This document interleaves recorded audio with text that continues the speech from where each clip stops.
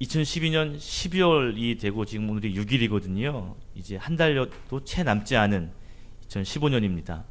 지난달 2015년 11월 11일에 중국에서는 놀라운 일이 일어났어요.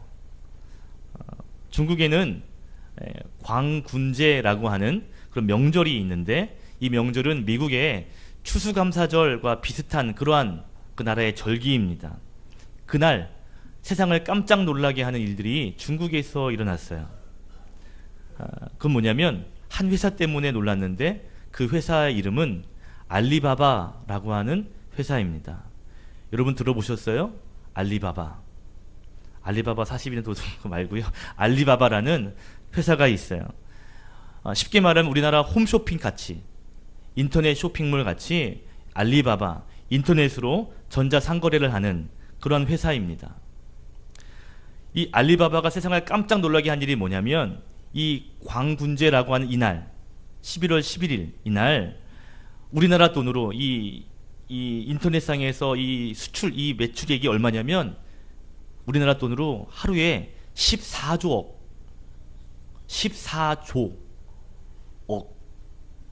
억이라는 물건을 팔았기 때문입니다. 그 전에 미국에서 하루 가장 큰 매출이 아마존닷컴이라고 하는 회사에서 12조를 판 적이 있어요. 그런데 그것을 깬 신기록입니다. 하루에 14조. 별로 놀라지도 않으시네요. 그 전에 2014년에는 그날 하루에 10조를 팔았어요. 10조. 근데 그걸 갱신해서 올해는 14조 억을 팔았습니다. 1분에 얼마를 판 거냐면 1,800억. 1분에 1,800억씩 팔아가지고요, 하루에 14조 억을 매출을 판 거예요. 전 세계가 깜짝 놀랐습니다. 이 알리바바라고 하는 이 회사의 창업주 이름이 마윈이라는 중국인인데요. 이 사람이 지금 64년생이니까 저보다 10살 많은 52세입니다. 내년에 53세가 돼요. 이 마윈이 이 알리바바라고 하는 회사를 창업해서 지금 중국에서 가장 돈이 많은 1위로 등극했습니다. 개인 자산이 27조. 뽕값인가요? 27조. 세계 7위. 우리나라 이건희 회장이 19위입니다. 그런데 마윈은 7위예요. 그러니까 훨씬 더 부자입니다. 삼성의 회장보다 이 인터넷 장사하는 사장이 훨씬 더 부자라는 거죠. 마윈이라고 하는 사람 잘 모르시겠죠? 사진 한 장 보여드릴게요. 이렇게 생겼습니다. 못생겼죠? 부자같이 안 보이죠? 다음 사진도 보여주세요. 저는 얼핏 보고 배영만인가 그랬어요. 키도 조그맣고요, 체구도 아주 호리호리합니다. 별로 부자같이 안 생겼는데요, 세계적 부자입니다. 마윈이 늘 승승장구하며 산 것은 아니에요. 어려운 가정, 가난한 가정에서 태어나서 그가 1999년에 창업했으니까 불과 20년도 되지 않았는데 세계의 기업으로, 가장 매출을 많이 올리는 기업으로 등극한 것이죠. 그는 실패를 많이 경험했어요. 아까 그 마지막 사진 한 장 보여주시면 그가 이런 말을 했습니다. 사진 한번 보여주실래요? 그 사진 보시면 지나치게 많은 실수를 한 것, 이것이 저에게 가장 큰 자산입니다 라고 이야기했습니다. 그의 자산이 27조인데 나에게 가장 큰 자산은 뭐냐면 내가 실수를 많이 한 것, 이것이 나의 자산입니다. 만약에 내가 책을 한 권 쓸 수 있다면 책 제목을 미리 정했다는 거예요. 책 제목이 뭐냐면 41가지의 실수. 그만큼 실수를 많이 하며 살았다는 것이죠. 그는요, 우리가 흔히 간다는 대학도 삼수에서 들어갔습니다. 처음에 그가 처음 직장 생활을 한 게 영어 강사였는데 한 달 월급이 16,000원입니다.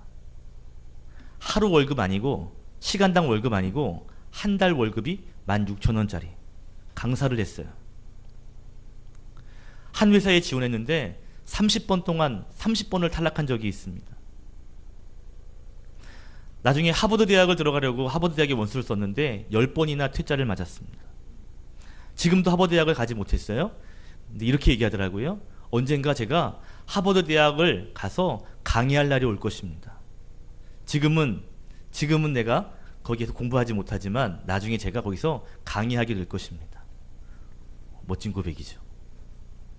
근데 이렇게 얘기합니다. 나는 실패를 두려워하지 않습니다. 나는 실패하면 또 도전하고 또 도전할 것입니다. 결국 마윈은 그런 정신으로 결국 세계 굴지의 기업을 만든 그런 창업주가 된 것입니다.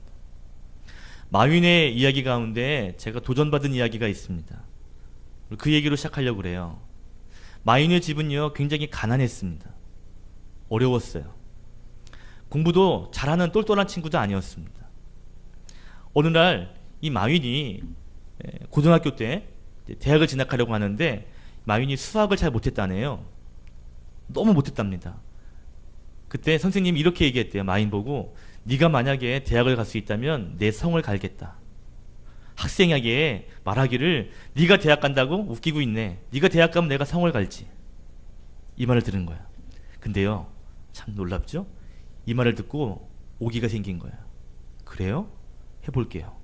시험 봤는데 떨어진 거예요. 아까 몇 수 했다 그랬죠? 3수. 또 도전했어요.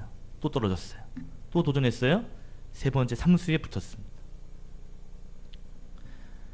그가 나중에 그때를 회고하면서 이런 고백을 합니다.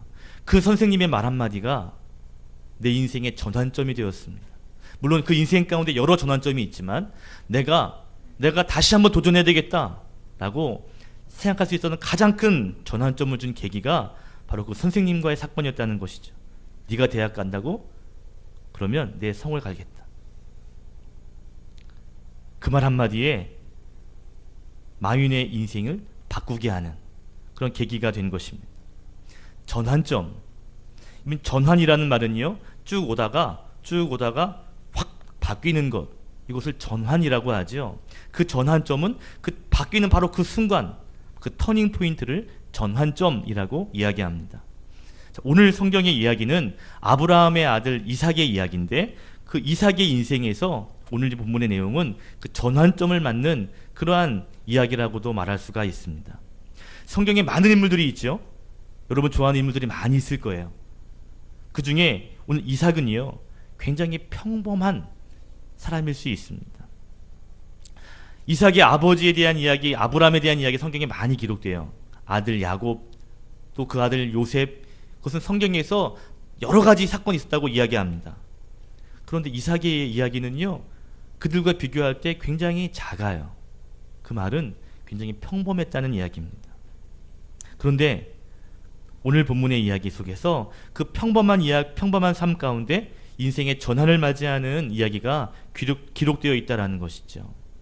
저는 우리 이삭의 이 전환점을 바라보면서 저와 여러분도 인생에 다시 한번 전환점을 맞이하는 그러한 시간이 되었으면 좋겠습니다. 26장 1절에 보면 이 이삭의 이야기는 1절에 보면 그 땅에 흉년이 들었다, 기근이 있었다라는 이야기로 이삭의 이야기 26장이 시작되고 있습니다. 이삭은 지금 가나안 땅에 살고 있는데 그 땅에 흉년이 임했다는 거죠. 그래서 결국 서쪽으로 가서 블레셋 지역인 그랄이라고 하는 지역에 가서 이사하게 됩니다. 그런데 그곳에서도 기근이 여전히 있어요. 넉넉하지 않습니다. 그래서 마음먹기로 더 남쪽으로 풍요로운 땅으로 내려가야 되겠다라고 마음을 먹었는데 그때 하나님께서 이삭을 만나주시면서 뭐라고 말씀하시냐면 너 애굽으로 가지 마라. 내가 너를 축복할 테니까 여기에 있어라 라고 이야기하거든요. 근데 이삭이 순종합니다. 내려가지 않고 거기에 거주해요. 그랬더니요 기가 막힌 일이 일어납니다. 12절에 보니까 이삭이 그 말씀을 순종하고 거기에 남았더니 그 땅에서 100배의 놀라운 농사를 짓게 됩니다. 하나님께 순종했더니 하나님이 그 해에 100배의 결실을 맺게 하셨다는 거예요. 그리고 14절에 보면 가축, 소와 양이 번성하게 했다라고 이야기하고 있습니다. 여러분 하나님 말씀에 순종하면 이렇게 놀라운 축복, 특별히 100배의 축복이 임하게 될 줄로 믿습니다. 아멘. 그런데 이제 문제가 생겨요. 이렇게 100배의 축복을 받고 가축이 많아지니까 그 블레셋 사람들이 이삭을 시기하기 시작합니다. 미워합니다. 너무 잘 되거든요. 다 어려운데 100배를 축복받고요. 가축이 막 번성하고요. 시기하고 미워하죠. 그래서 결국 이 블레셋 사람들이요, 이삭의 우물을 빼앗습니다. 흙으로 우물을 메워버리기도 합니다. 여러분, 당시에 이 중동 지역에 물이 많이 없어요. 그런데 우물이 없다라고 하면 여러분, 생기수단이 완전히 막힌 것입니다. 농사를 지어야 하고 가축에 물을 대야 되는데, 근데 우물이 없다라는 것은요, 삶의 뿌리, 기초가 완전히 흔들렸다 라는 것과 같은 말이죠. 우물 없이 어떻게 그 땅에서 농사를 지을 수 있으며 우물 없이 어떻게 가축을 먹일 수 있겠어요. 우물을 메우는데, 그런데요, 이삭이 포기하고 이사합니다. 또 쫓아오죠. 또 우물을 메워요. 이렇게 여러 번 합니다. 결국 3번이나 우물을 빼앗긴 후에 간 곳이 어디냐면 바로 오늘 성경에 등장하는 브엘세바라고 하는 곳이라는 거죠. 자, 여러분 보세요. 지금 브엘세바로 오게 된 계기가 사실 축복이었지만 결국에는 뭐였어요? 남들이 시기하고 질투하고 미워해서 고난 때문에 결국 이 자리로 오게 된 거 아니에요? 양보했지만 좋은 계기가 아니죠.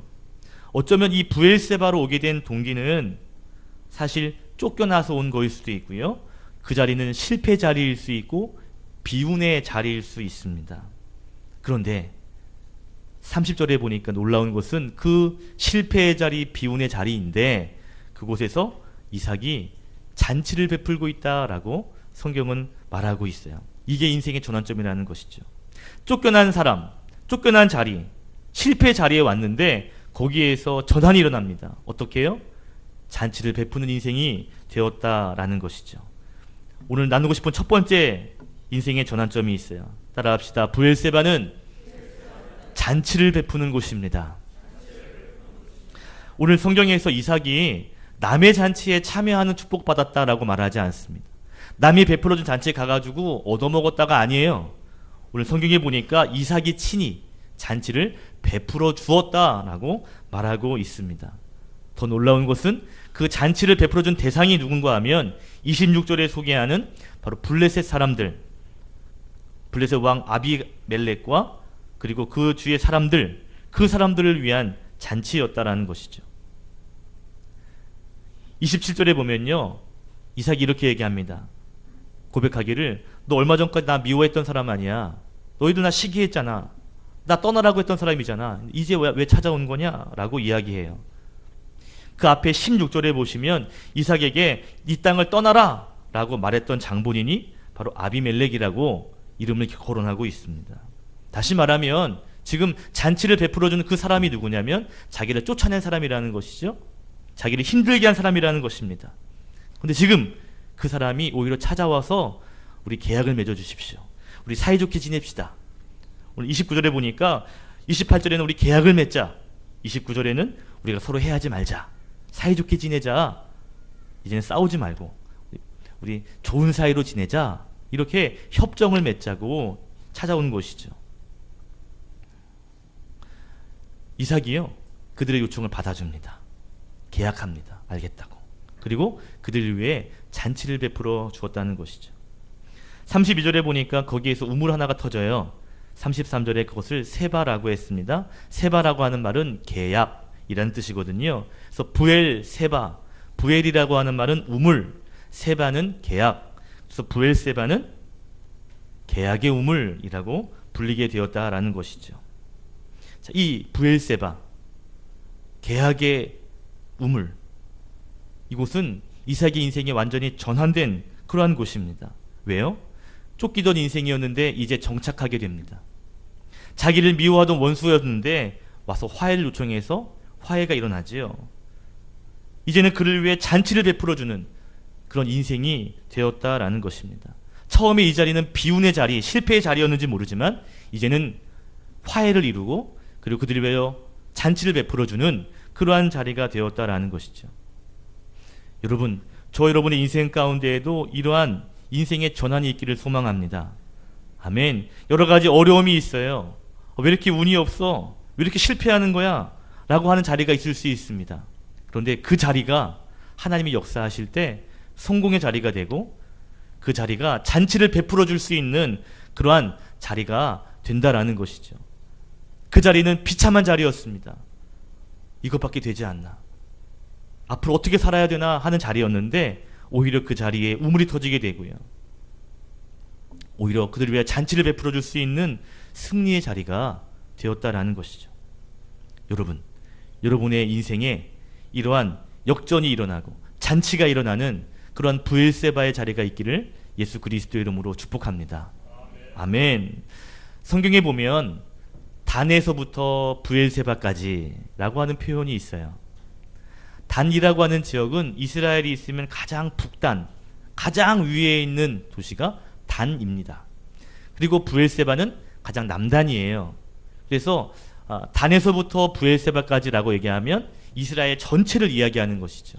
마치 우리나라 표현처럼 백두에서 한라까지 라는 표현이에요. 그러니까 이 한라, 저 남단에 해당하는 지역이 이스라엘의 바로 이 브엘세바라고 하는 곳입니다. 그런데 이 브엘세바는 이삭에게 있어서는 굉장히 복된 자리죠. 왜요? 말씀드린 것처럼 실패의 자리, 비운의 자리, 쫓김의 자리였는데 역전된 거예요. 오히려 화해가 일어나고 시비 걸었던 그 사람이 오히려 찾아와서 화해를 요청합니다. 제발 싸우지 맙시다. 손을 내밀고 이제 사이좋게 지내자고 이야기하는, 반전이 일어나는, 역전이 일어나는 장소가 오늘 이 브엘세바라는 곳입니다. 생각해 보세요. 지금 이삭이 복을 받았어요. 100배를 받았잖아요. 그러니까 이 사람들 시기합니다. 옆으로요. 쫓아내서 싸우지 않고 양보하고 왔어요. 또 시비 걸어요. 또 양보하고 또 왔어요. 또 시비 걸어요. 또 양보하고 왔어요. 그러면 그 다음 순서는 뭐예요?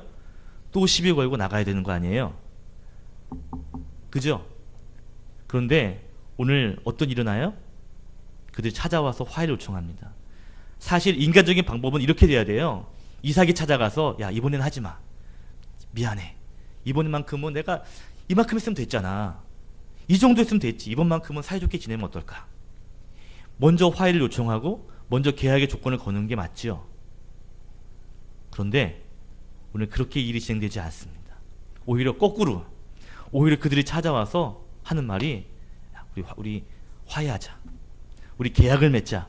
서로 안 좋은 일로 만나지 말자 라고 이야기를 하죠.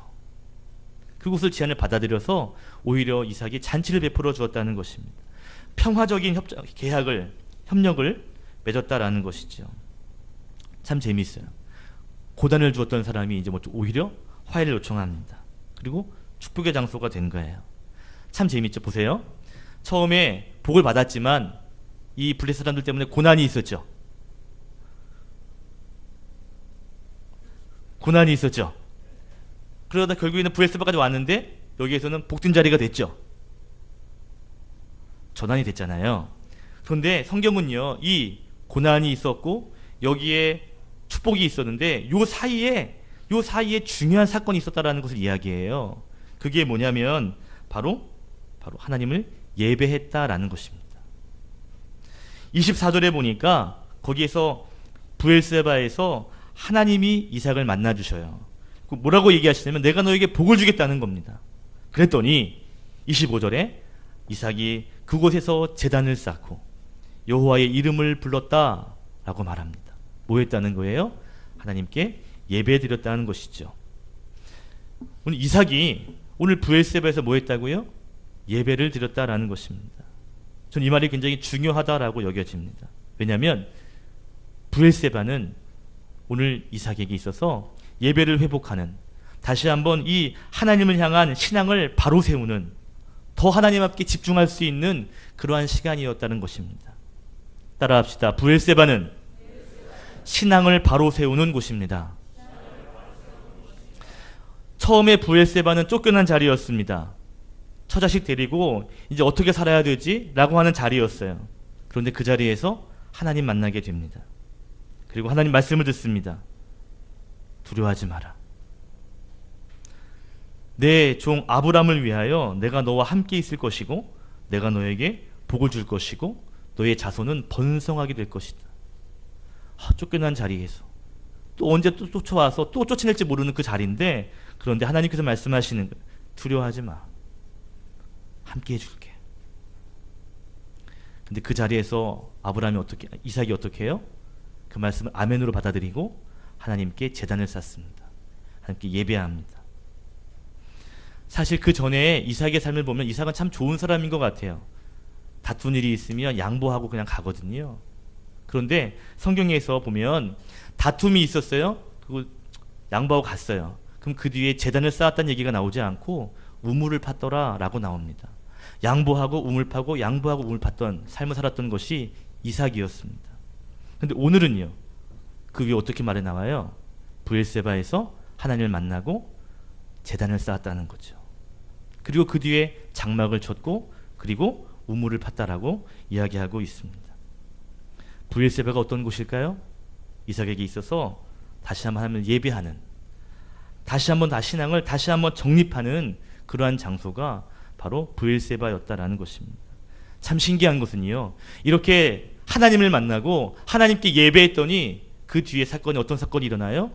그동안 계속 쫓아내던 사람이 오히려 찾아와서 화해를 요청하는 일들이 일어나게 되더라는 것이죠. 브엘세바는 예배를 회복하는 자리고 신앙의 우선순위를 바로 세운 자리입니다. 신앙을 재정립한 자리예요. 여러분, 그랬더니 하나님이 그 인생을 책임져 주시는 거예요. 화해하게 하시고 오히려 찾아와서 화해를 요청하게 되는 그러한 복된 자리를 맞이하게 된 것입니다. 여러분, 성도는 인생의 이 전환점을 맞이한 사람들이라고 할 수 있어요. 어떤 전환점이요? 예배의 전환점을. 힘들고 어려울 때 그때 하나님 앞에 나아가 예배하고 그 하나님의 은혜로 다시 새로운 삶을 살아가는 것을 경험해 본 사람들이 성도인 줄로 믿습니다. 성도는요, 세상 사람들과 달라요. 세상 사람들은 일주일을 일하고 일요일에 쉽니다. 그런데 성도의 삶은 달라요. 성도의 삶은 주일날 예배하고 그 힘으로 일주일을 살아가는 사람들이에요. 아멘. 달력에 일주일에 가장 아픈 주일입니다. 무슨 말이에요? 주일에 하나님 만나고 은혜 받고 신앙을 다시 한번 점검한 후에 세상 가운데 일주일을 믿음으로 살라는 것이죠. 이게 성도가 살아가는 인생의 방식입니다. 성도는 예배를 통해서 하나님 만난 후에 그 은혜로 일주일을 버티고 일주일을 승리의 길을 걸어가는 것이죠.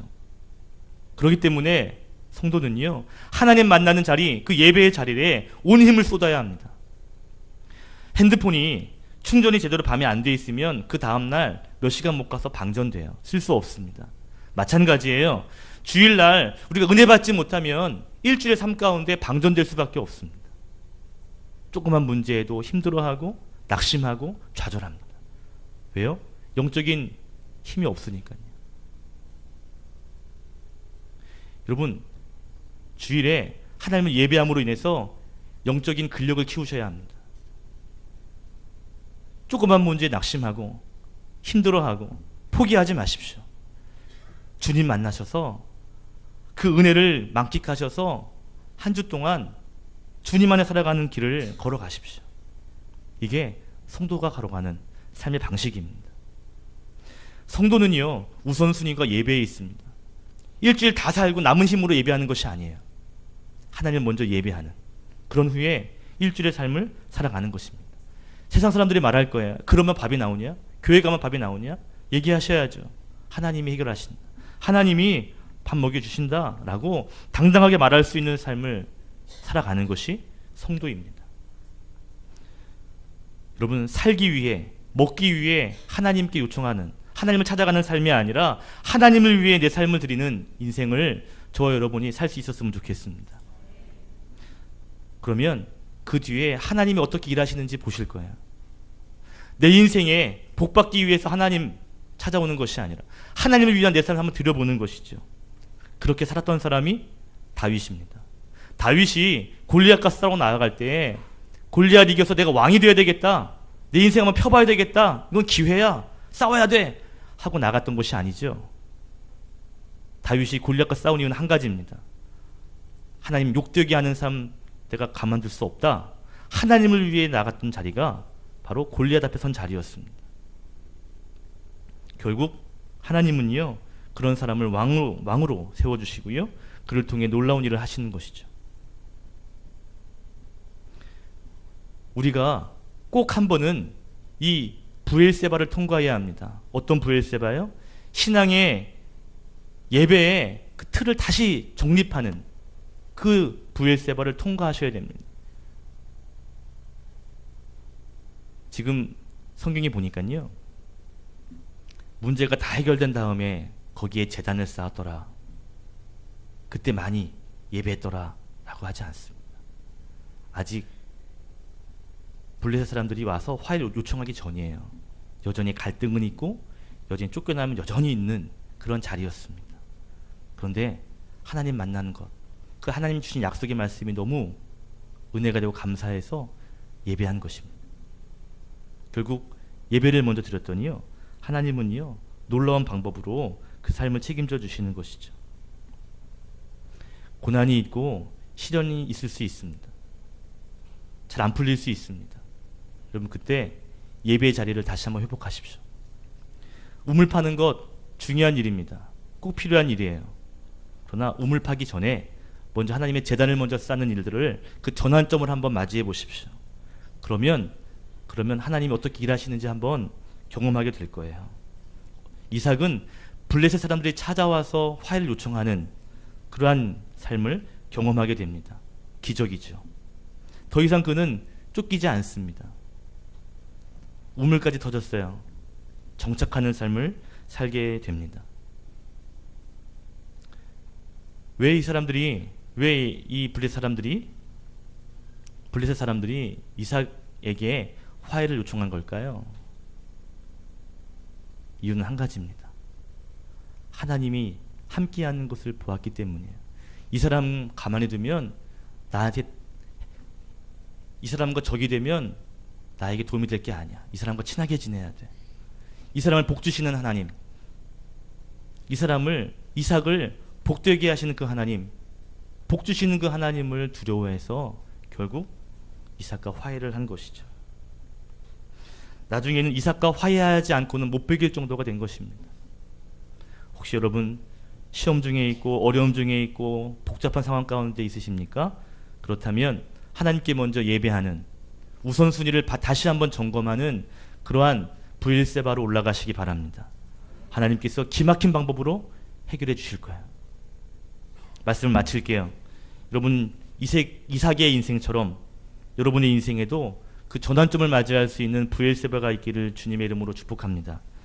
위기와 고난이 있을 수 있지만 그 브엘세바는 축복의 자리가 될 것입니다. 원수가 있고 어려움이 있지만 그 브엘세바에서 잔치를 베푸는 인생이 되실 겁니다. 그 브엘세바는 다시 한번 하나님을 경험하게 되고 다시 한번 예배를 재점검하는, 다시 한번 신앙의 우선순위를 다시 세우는 믿음의 장소가 될 것입니다. 여러분의 인생에 전환점을 맞이할 수 있는 그 브엘세바에 올라가셔서 하나님의 기적을 경험하시는, 그리고 잔치를 경험하시는 인생 되시기를 예수 그리스도의 이름으로 축원드립니다. 아멘. 기도하겠습니다.